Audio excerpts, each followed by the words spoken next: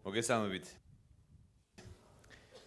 პირველ რიგში მე მსურს მადლობა გადაუხადო ბატონ ფულეს საქართველოში ჩამობრძანებისთვის. ევროკომისიის ვიზიტი არის ძალიან მნიშვნელოვანი ჩვენთვის. განსაკუთრებით კი დღეს, როდესაც საერთაშორისო საზოგადოების ყურადღება მთლიანად არის მიპყრობილი უკრაინისკენ. ბატონი ფულე ჩამოვიდა ჩვენი ქვეყნისთვის ძალიან მნიშვნელოვანი გზავნილით. ეს არის ევროკავშირის მტკიცე მხარდაჭერა საქართველოს ევროინტეგრაციის დაჩქარების კუთხით. ძალიან მნიშვნელოვანი ეს ვიზიტი სწორედ ამ დროს, როდესაც ჩვენს რეგიონში, ჩვენს მეგობარ უკრაინაში სიტუაცია მეტად დაძაბულია და მთელი რეგიონი დგას ზოგადად საფრთხის წინაშე. ამიტომ საერთაშორისო თანამეგობრობის სრული მობილიზაცია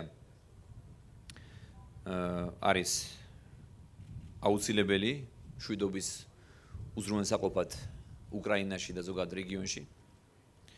ჩვენ ასევე ვისაუბრეთ ასოცირების ხელშეკრულების ხელმოწერის დაჩქარებაზე და ამაში ჩვენი ევროპელი კოლეგები მაქსიმალურ მხარდაჭერას გვირდებიან. შეხვედრაზე ჩვენ შევეხეთ ასევე ვიზა ლიბერალიზაციის დაჩქარებას, რაც თითოეულ ჩვენს მოქალაქეს ეხება. ის ალბათ რომ პირველ ფაზას ჩვენ წარმატებით ვასრულებთ და მზად ვიქნებით რამდენიმე თვეში გადავიდეთ მეორე ეტაპზე. ევროკავშირი მზად არის ტექნიკური და ფინანსური დახმარება აღმოუჩინოს საქართველოს საყოველთაო სავაჭრო ხელშეკრულების განხორციელების საქმეშიც. ჩვენ შეხვედრაზე ასევე საუბარი ჰქონდა კონფლიქტის ზონაში მიმდინარე პროცესებზე, ეგრეთ წოდებული ბორდერიზაციის პროცესთან დაკავშირებით.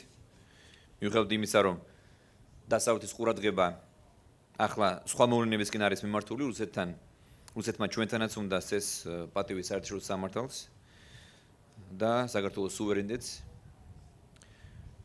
ბატონმა ფულემ კიდევ ერთხელ გამოხატა მხარდაჭერა საქართველოს ტერიტორიული მთლიანობის მიმართ. უკრაინის მაგალითზე ევროკავშირის როლი კიდევ უფრო გამოიკვეთა და იმედი გვაქვს, რომ კონფლიქტების მოგვარებაში მის მტკიცე პოზიციას გადამწყვეტი მნიშვნელობა ენიჭება. კიდევ ერთხელ მინდა დიდი მადლობა გადაუხადო პირად ბატონ ფულეს მისი პირადი ჩართულობისთვის, მისი პირადი მხარდაჭერისთვის და გვერდში დგომისთვის. დიდი მადლობა. Good afternoon. We had indeed a very good discussion over a very good lunch with the Prime Minister and a number of his colleagues from the Georgian government in this splendid place to which I'm being invited for the first time, and I appreciate that. Let me talk about the 4 points. First, we talk about the preparation for the signature of the association agreement, including, of course, a deep and comprehensive free trade area. We have focused in particular on how to ensure that the benefits of this ambitious agreement are being felt by Georgian citizens as soon as possible.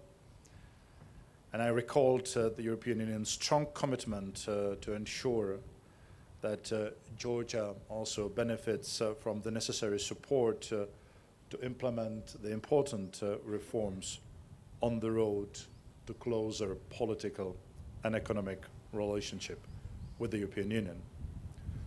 Second, the situation in Ukraine was of course also an important part of our discussion. But while our focus in Brussels, among the member states, but the international community in general, is very much on the events in Crimea and the rest of Ukraine. I also took a note that Russia continues to challenge the territorial integrity of Georgia. I have assured the Prime Minister and his colleagues and the government that the European Union will stand firmly by Georgia should it come under the pressure ahead of the planned signature of the association agreement. We also had a very good discussion on the relationship with the citizens of the two breakaway territories, which allowed me to repeat the well-known EU policy of non-recognition and engagement at the same time. And this is where we have focused our discussions. I mean, how to strengthen the engagement with the citizens to the benefit of the citizens of South Ossetia and Abkhazia. The point number 3, we focused on the reform process here in Georgia after the 2 successful elections, after the unprecedented constitutional changes. I made a point that it would be important now to consolidate the democratic institutions and strengthen the political pluralism, and further underline and further strengthen the inclusive character of the reforms in general, and particularly of the European agenda. We have talked indeed about the visa-free regime. In that regard, I made the point that it very much depends on how fast the Georgians themselves would deliver on the expectations. The Moldovans is a very good, Moldova is a very good term of reference here. In that connection, I underline the importance of the anti-discrimination law, which needs to be adopted, and I made a very strong point that it is, despite the rhetoric of some, it is not about imposing on the traditional values of Georgia. On the contrary, it is about the acceptance of the universal values of non-discrimination. So point number 4, I have brought with me, of course, the personal greetings of the President Barazo. The President Barazo has accepted the kind invitation of the Prime Minister to come to Georgia.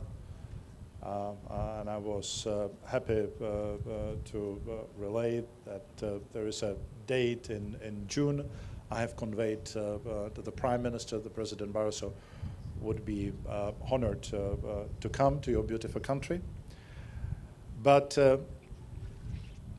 in a way of strengthening this extremely important political calendar between the European Union and Georgia, President Barazo also asked me to convey the invitation actually for almost the whole government, up to the Prime Minister, to choose the list of the ministers who would accompany him to what I would call a meeting which would resemble the traditional meetings we have in Brussels in the European Commission, between the college on one side and the government on the other side. And while we normally have these meetings with the member states, I think this is a unique opportunity to extend it to an important partner like Georgia is. So the President Barazo and a number of the key commissioners for our European agenda are looking forward very much for the Georgian Prime Minister to bring his colleagues to Brussels.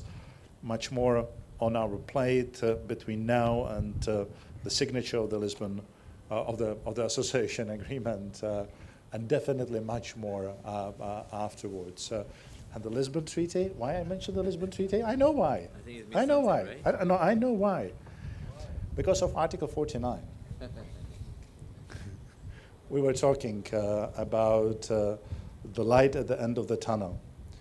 We were talking about the importance of the association agreement for those of our partners with the European aspirations not to be the final station.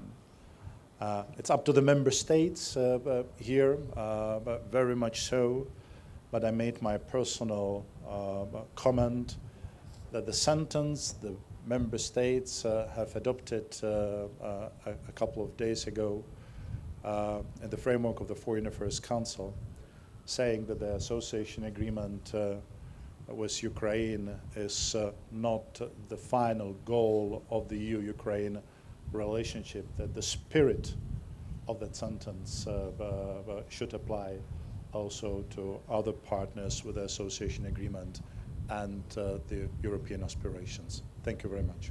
Thank you. Thanks.